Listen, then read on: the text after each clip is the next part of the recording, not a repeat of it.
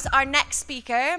So we have Ayan Said, who is here to talk to us about intersectionality and introducing it. She's also the person who will be running the workshop later on this afternoon in the cafe over there. If you haven't signed up for it yet, again, there's still sign-up forms in the bar area. So please welcome to the stage, Ayan. Have you got the clicker? Oh, no. Sorry, I ran away from my clicker. Thank you so much. I was just excited. Hi, everyone. Thank you so much for having me, and it feels really, really great to be back at Cornwall. Thanks to Matt Hawkins, Laura from Good First, who continue to bring me back here in order to share my content around intersectionality and how we can collectively humanize our systems. I just feel like everyone's done it, as Matt was saying, everyone's done a trailer on intersectionality for me in the different talks that we've just had. But I want you to focus on the first 5 letters of intersectionality. And when you hear the word inter, what other words come? And you can shout and scream. I used to be a teacher, so I'll just call out. I don't want to just pick out anyone, but if you want to just shout out words that come to mind that start with those 5 letters. International. Integrate. Internal. So all of these, what comes to mind as you're international, different cultures? Intersecting, internal, really reviewing ourselves internally. Oh, no. Oops. Oh, no. There you go. So my name is Ayan Said, and this session is really going to be looking at the 101. We've got a workshop where we're going to deep dive into it through how we can apply intersectionality. But in this segment, I just want to introduce it to you. I'm the founder of Voicing Voices, which is an intersectionality consultancy that helps public, private sectors, governments in really looking at how we can humanize the decisions that we are making in order to ensure that inclusivity isn't just a buzzword. Oh, wow.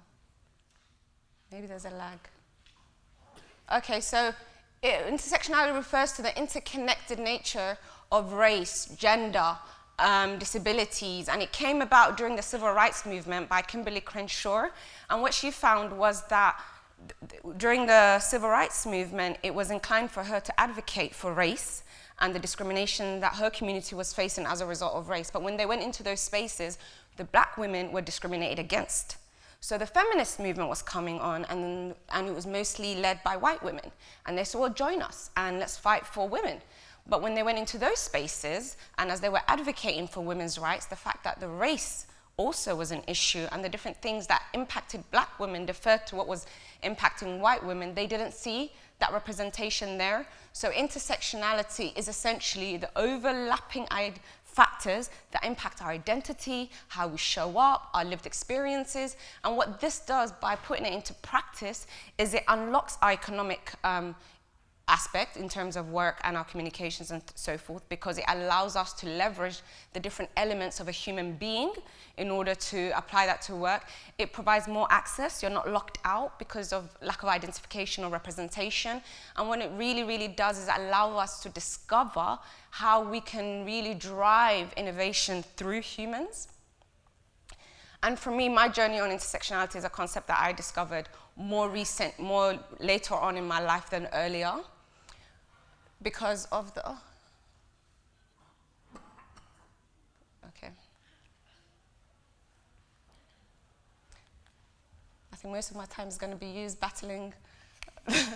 But in terms of my own intersectionality, I came into the UK when I was around 5 years old. In East Africa, we had a civil war that was taking place in Somalia, and it was a genocide, and I lost my father to that genocide. And then shortly during my formative years, I had to migrate into the UK and face that element of missing out on that peace and stability as I was forming. And in the early years, there's a lot of impact that happens as a result of trauma and various other things. But obviously, in my community, you just keep going, keep going. There was no conversations about mental health. There was no conversations about, oh, you experienced trauma. It was just the next stage, next stage, next stage. And then when I was here for a while, a few years later, when I just felt like I was starting to belong, 9/11 happened.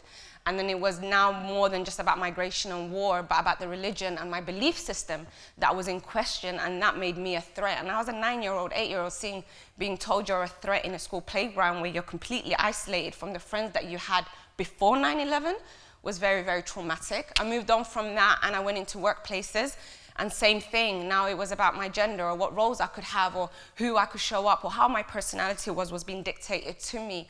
But what I found through intersectionality is all these different definitions, all these experiencing made me scattered. I didn't know who I was, what I was doing, because everyone wanted to box me into a certain thing. And by the way, I mean that inter-community as well. Within my own communities, there was that of where should we box you in? But by discovering my intersectionality, I was able to understand where I had privileges, where I had discrimination, and where these power dynamics were, so I can take ownership of my own journey and identity. And what I did is found out that, well, actually, I have a privilege, education-wise. I've been able to, I use that as one of my privileges of constantly learning, constantly studying, constantly improving in order to help my sense of self and my own identity. And learning about my history, learning about my family, learning about my ancestors, the family tree, and that helped me kind of cement me in my identity. Then it came in terms of nationality. I'm a British Somali, but for me, one over the other doesn't precede the other. I learned how to combine those two by figuring out the history between Britain and Somaliland. So all of these different factors, this is intersectionality. It isn't just about your ethnicity. It isn't just about your orientation. As a human being, you're a multifaceted being. And when you bits and parts of you is picked and chosen and discriminated against or not discriminated against, it's, I think, up to us to take that ownership back and say, actually, all of me matters. My orientation matters, my abilities matter, my race matters, and you do not get to pick and choose which parts show up and which parts don't show up. So this is the issue I have with a one-size-fits-all. When we talk about DNA, I don't use diversity and inclusion as much. I really shift everyone towards intersectionality, because you can have diversity and bring everyone on, but if you don't know their lived experiences and their background, you basically have them for show. And when we talk about inclusion, again, if you don't know these people's lived experiences and what makes them feel included, where their voices are, this one-size-fits-all approach is the reason our system is the way it is. It's the reason we have these disparities. And to bring it back into the tech world, only 2% of positions are held by people from Black heritage. And the shocking thing about that disparity is by 2050, 1 in 4 people will be African, because we've got the largest population of young people coming out of Africa right now. So if we do not fix these issues now, that gap will continue to increase and that disparity will continue to increase. So how do we realize that this one-size-fits-all will be detrimental to us, both economically, both socially, as we integrate and come together, but also in terms of all these different polarizations that we have. So the key step forward for me is how are we unmuting that silence and ensuring every single person's voice is heard or their experiences at least understood.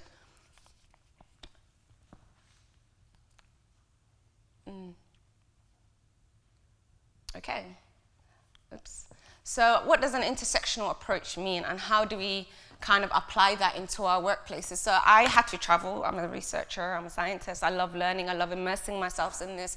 So when I took Intersectionality Europe, I did a massive UK campaign on what it means to be a migrant. Again, redefining definitions. So there was all this conversation going about migrants taking over jobs, migrants this, migrants that. But for me, I feel like being a migrant provides me with something extra to bring to the table, a new experience. If you're a business and you've got consumers that you want to connect with, my intersectionality can help you make really good strategies that allow you to connect to those communities. I wanted to understand government and our head of states and what they were doing. So I went over to the UN and the United Nations General Assembly to understand how are you making these decisions. Again, the same thing, an echo chamber, not enough conversations around inclusivity.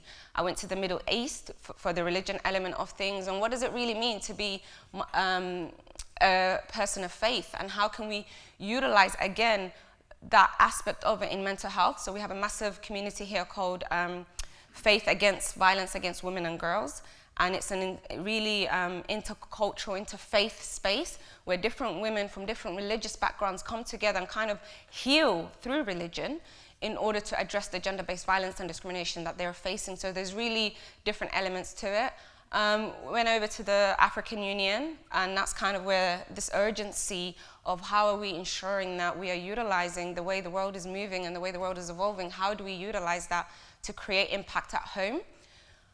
So co-creating is a big part of that, and that's one of the things we're going to cover at the workshop this afternoon, is how do we leverage that intersectionality and thought leadership. And so it isn't just what we see, it's thought leadership in terms of the ideas that we have. How do we bring all those things together in order to co-produce and create?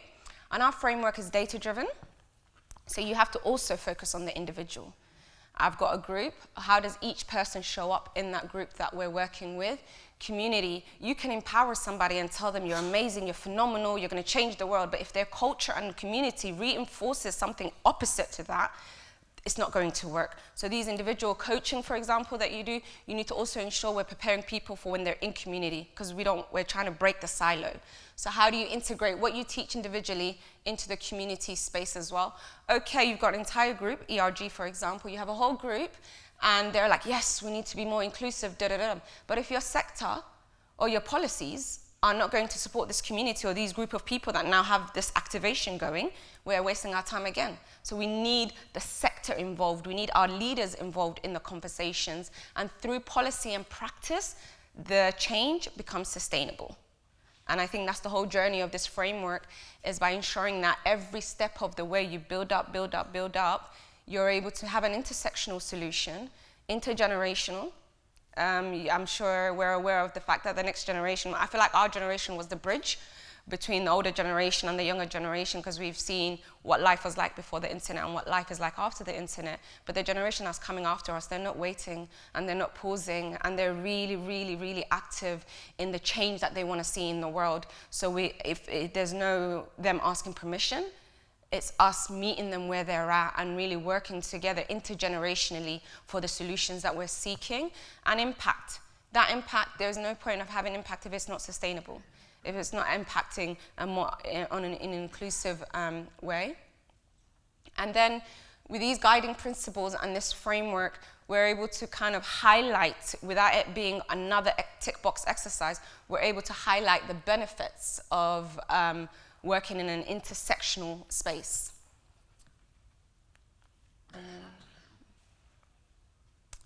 Nope. Fantastic. So what I want you guys in terms of call of action as the end of my presentation is to first have a minute or so to reflect with yourself on what is your personal intersectionality. Which parts, what's your learning style? Where do you have access? What's your thinking style? If you're going to be communicating with people and building solutions, it's very important to look at the personal side of things. And then remember what we said about community and culture and context. How does the community perceive your intersectionality? What gaps are there in them perceiving your intersectionality, and which parts do you need to fill? We really fail to look at our parental statuses. Marital statuses have also a big factor we found in our research in the workplace of married people and non-married people, and the impact that has. So using your title and your functionality, I think it's important that we become transitional characters. And what a transitional character is someone that's able to change this in one generation. This whole idea of, oh, the problems are so big, our issues are so major that it's hard to deal with. It just takes one person to change the entire generation of injustices that we've been kind of experiencing. And they can break that mold by contributing to ensuring that these destructive practices we have, these silos we have, this isolation we have, this division we have, all of these polarizations that we have, overlook the fact that we are human beings. We bleed the same, feel the same. So how do we utilize that fact to drive change in our lives? So once you kind of become that transitional character, my focus isn't on race, gender, disability. My focus is on the intersectional factors. Most of our work is around the systems. If the systems cannot hold us, it doesn't matter what we share or whatnot. And if you look at this animation of a tree, you can have that's inequality. Then you've got your second, equity, where we're trying to say, well, how do we identify and address the inequalities? And that's another injustice in itself as well. Although we're trying to achieve equity, then you've got equality. We're like, okay, well, let's make you the same then. That doesn't also work because we're not the same. We're very multifaceted. And then the aspect of the justice is fixing the system. That's true justice. That's true sustainability. How do we fix this system so we don't have to worry about all the other issues? It would be natural. It would flow once we address the disparities that systems have. So that's my talk. It's really, really possible to have an alternative way. I've been living it for the past 5-6 years in this space. There's a huge community out there that is driving this conversation and does believe in this alternative way of living. So how do you embed intersectionality into your strategy? How do you bring it into your strategy and development, your impact, and there's no place that intersectionality doesn't fit into. And if you, if we really, oh, is this working? I think I've got one more slide left. Okay, perfect. Thank you. So